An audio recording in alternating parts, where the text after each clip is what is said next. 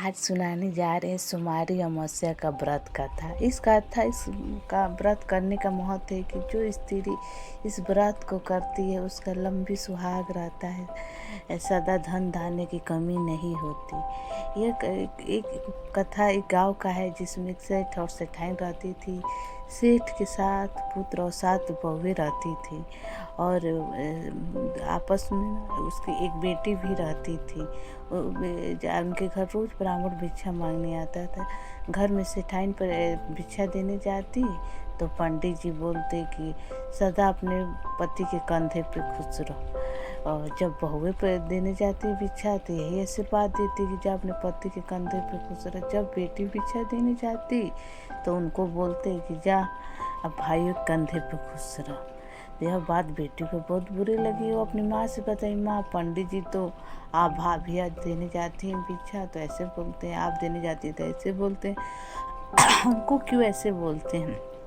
तो माँ बोली कि ठीक है बेटी, जब कल तुम भिक्षा देने जाना मैं वहीं चलूँगी साथ में, देख पंडित जी से पूछूंगी ऐसा क्यों बोलते। जब बेटी भिक्षा देने लगी तो पंडित जी बोलने लगे तो पंडित जी बोले कि जा अपनी भाइयों के कंधे पर खुश रहे। तो उसकी माँ पूछी, पंडित जी आप ऐसा क्यों मेरी बेटी को आशीर्वाद देते हैं। तो उसने बोला इसके भाग में सुहाग लिखा ही नहीं, इसीलिए मैंने ऐसा इसको बोलता हूँ। तो इसका कारण बताइए कैसे हो सकता है। तो बोला कि 7 समुंदर पार एक बहुबन रहती है जो इसको आशीर्वाद देगी, अपना सुमारी अमावस्या का हर व्रत करती है। जब इसको आशीर्वाद देगी तो इसका सुहाग भी लौट आएगा। सेठानी ने रोज उसको जाने लगी। सेठानी 7 समुंदर पार चली गई, शोभा धोबन के घर चली गई। वहाँ जाके उनकी भी 7 बेटे और 7 बहुएं थी जो आपस में झगड़ रहे थे काम के लिए।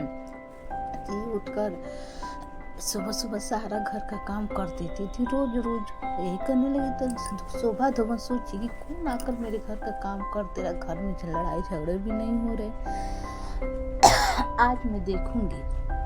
तो रात भर जागी और सुबह देख रही कि सुबह जैसे काम करने चली 2-3 बजे तो देख रही कि एक औरत मेरे घर का सारा काम कर रही है। तो पूछने लगी, हाथ पकड़ ली कि आखिर क्यों बहन मेरे घर का सारा काम आप क्यों कर रही हो। तो बताने लगी कि वो मेरी बेटी को ऐसा सा बात है, आप अगर अपना पूर्ण फल आप मेरी बेटी को दे देंगे तो उसका सुहाग लौट आएगा। तो ठीक है, जा अपनी बेटी के लिए वर ढूंढो और मैं उसका आशीर्वाद दूंगी। इतने सुनकर धोबन सेठाइन अपने घर आ गई, उसके लिए लड़का ढूंढाने लगा। लड़का मिला, शादी ब्याह की तैयारी हो गई। शोभा धोबन को बुलाया गया। शोभा धोबन आई, जैसे फेरे पड़े उसकी सुहाग मर गए उसके पति। तो शोभा धोबन ने अपने आशीर्वाद से अपन पद देकर उसको जीवित कर दिया।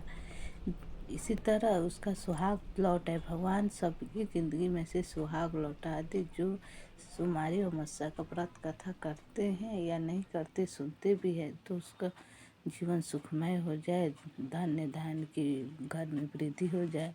जय हो अमावस्या मैया, जय जय।